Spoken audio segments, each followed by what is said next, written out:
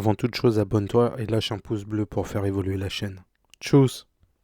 Je viens de mater tous les épisodes disponibles sur ADN de l'anime Arrête de me chauffer Nagatoro et comment dire. Ben, j'ai bien aimé, malgré que ça soit un style de manga animé qui n'est pas le mien. Je vous fais un petit débrief sur l'histoire et après je vous donne mes raisons pourquoi j'ai bien aimé. Donc on suit la vie d'un lycéen âgé de 17 ans, Naoto Hachoji, qui est solitaire ne se mélangeant pas aux autres étudiants. Il aime par-dessus tout l'art et en particulier le dessin. Alors qu'un soir il arrive à la bibliothèque du lycée, il remarque à table et non loin de lui plusieurs jeunes filles qui sont en train de discuter. Elles sont bruyantes et se font remarquer, ce qui est le contraire de Naoto, qui est quelqu'un de réservé timide. Il aura le malheur de faire tomber des feuilles qu'il a dessinées, dessin d'ailleurs qui est un manga. Les filles verront ses planches et se moqueront de lui. Parmi ces filles se trouve Nagatoro, une lycéenne âgée d'un an de moins que Naoto. Au moment où le groupe de filles décide de partir, Nagatoro reste et commence à taquiner Naoto, qu'elle appelle Senpai, l'aîné au Japon. Elle le taquinera avec des sous-entendus et des postures à consonance un peu érotiques, afin de s'amuser des états de son aîné. Dans les jours, les semaines qui viennent, elle passera beaucoup de temps avec Naoto. Dans un premier temps, pour le taquiner et l'embêter, mais elle se rapprochera de lui apprenant à le connaître et à l'apprécier. Lui, de son côté, même s'il est par moments maltraité, il est heureux d'avoir de la compagnie, même s'il s'agit de Nagatoro, cette dernière étant quasiment la seule dans le lycée à lui adresser la parole. Nagatoro sera toujours dans la provocation avec Naoto. Provocation à des allusions sexuelles que refuse Naoto d'ailleurs. Il y aura 2 ou 3 fois où, par maladresse, Naoto touchera Nagatoro, que ce soit au niveau de la poitrine ou des fesses,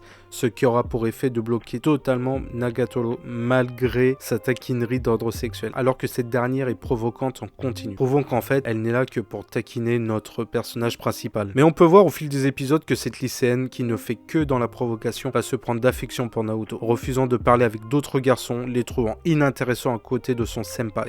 Ma conclusion, j'aime bien. J'ai trouvé cet animé léger, sympa à regarder, sympa par moments, drôle par d'autres, et surtout même si elle est agaçante à soi avec ses senpai à tout bout de champ, j'ai trouvé le personnage de Nagatoro très bien développé. Naoto est le type même du lycéen timide qui se sent mal en présence de jeunes filles, mais il deviendra beaucoup plus sûr de lui durant l'aventure. Même si je n'apprécie pas forcément ce genre de manga animé typé romance, j'apprécie le moment tranche de vie. J'ai beaucoup aimé l'humour décalé et parfois un peu potache de cette œuvre. À coup sûr, ce manga rejoindra ma collection. Allez, tchuss!